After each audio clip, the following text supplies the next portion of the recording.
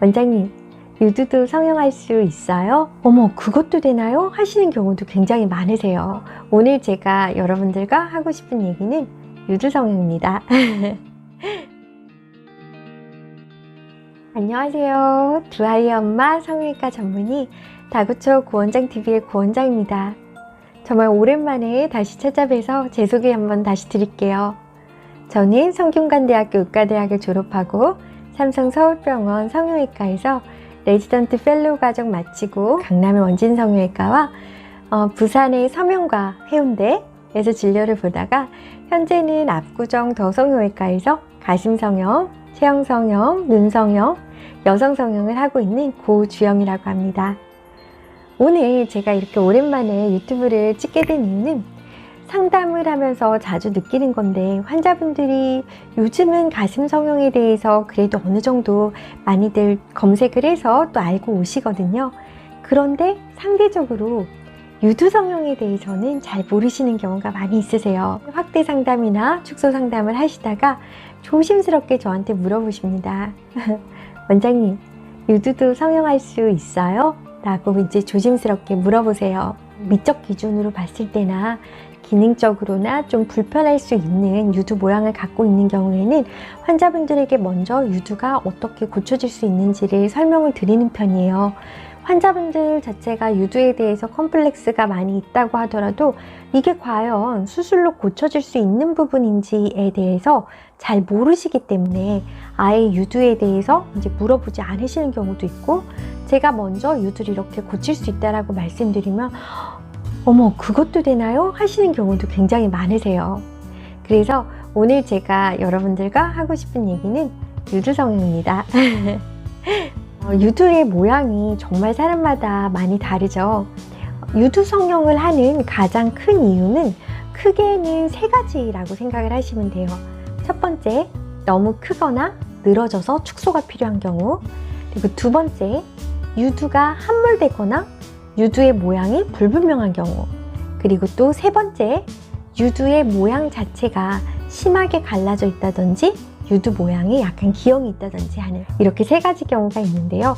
그래서 첫 번째로 이제 유두가 많이 크고 그리고 늘어져 있는 경우인데, 선천적으로 유두가 큰 경우도 있겠지만은 보통은 출산 후에 수유를 하는 과정에서 유두가 많이 커지고 그리고 또 목이 많이 늘어나는 경우가 있습니다.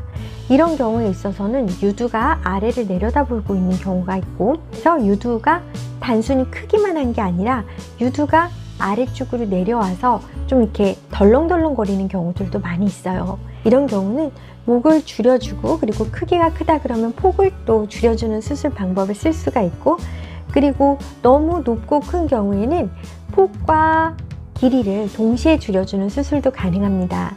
그 또 하나가 이제 함몰 유두라든가 유두와 유륜 사이의 경계가 불명확한 경우인데요. 이런 경우에는 저희가 여러 가지 방법을 통해서 아래쪽에서 유두를 안쪽으로 끌어당기는 섬유를 끊어주거나 풀어준 다음에 함몰되어 있는 유두를 끄집어 올리고 그 다음에 밑에를 다시 안 들어갈 수 있도록 이제 받쳐주는 수술을 하게 돼요. 유두의 모양이 불명확한 경우에 있어서는 예쁜 모양으로 늘어나 있는 유륜 주변에 이제 피부를 조금 조작을 해줄 수가 있고, 실을 이용해서 잡아주는 섬유의 형태를 만들어줄 수도 있어요. 마지막으로 유두가 이렇게 갈라져 있거나 그리고 유두가 이렇게 좀 벌어져 있는 경우들이 있습니다. 이럴 경우에는 우리가 이렇게 귀가 귀걸이 때문에 이렇게 찢어져 갖고 벌어져 있는 경우들도 저희가 수술적으로 예쁘게 봉합을 다시 해서 붙이는 경우들이 있잖아요. 그것처럼 유륜이 이렇게 벌어져 있는데 두 조각이나 세 조각으로 벌어져 있다고 하더라도 균열된 부분들을 정말 눈에 안 띄게 예쁘게 봉합을 해서 원래 동그랗고 우리가 바라는 예쁜 모양으로 만들어 드릴 수가 있어요. 이 수술들이 그러면 크게 어려운 수술이냐 아니면 크게 위험한 수술이냐? 그렇지는 않아요. 이게 환자분들께서 이게 수술을 하게 되면 혹시라도 모유수유 계획이 있으신 분들은 모유수유가 어려워지는 건 아닐지 고민하시는 경우도 있고, 또 흉터가 남으면 어떨지 걱정하시는 경우도 있고, 감각에 혹시 문제가 생기는 건 아닐지 걱정하시는 경우들이 있거든요. 첫 번째로 이 수술은 그렇게 많이 아프지 않습니다. 감각도 거의 대부분 큰 문제 없이 보존되고요. 그리고 유선은 아주 심한 경우에 함몰 유두가 아닐 경우에는 유선이 손상되는 경우가 많지 않습니다. 크거나 늘어지거나 함몰이거나 여러 가지 이유로 유두 때문에 스트레스를 받고 계시다고 하시면 병원에 한번 찾아오셔서 상담을 받아보시기를 권해드리고 싶어요. 내 삶에서 뭔가 나의 약간 자존감을 떨어뜨린다던가 자신감을 좀 떨어뜨리는 경우들이 있을 수가 있어요. 이럴 때 유두 수술이 위험하거나 어렵지 않습니다. 그러니까 너무 걱정하지 마시고 병원에 한번 찾아오셔서 상담 받으시는 걸 권해드리고 싶어요. 유두 수술은 흉터가 우선 크게 남지 않고, 그리고 수술 자체가 오래 걸리거나 범위가 큰 수술이 아니기 때문에 국소 마취를 하고, 보통 저하고 수술하면서 이런저런 얘기하시면서 수술을 하거든요. 그래서 한 짧으면 뭐 20분, 길어야 한 3, 40분 안에 대부분의 수술이 마쳐지게 되는데, 수술을 마치고 나면 환자분들이 다 이거를 왜 이제까지 고민을 했는지 모르겠어요 라는 말씀을 가장 많이 하세요. 그래서 오늘 같은 비슷한 유두의 문제로 고민하시는 분들에게 조금 도움이 됐으면 해서 오늘 이 영상 찍어봤고요. 도움이 좀 되셨다면 좋아요, 구독, 사랑입니다.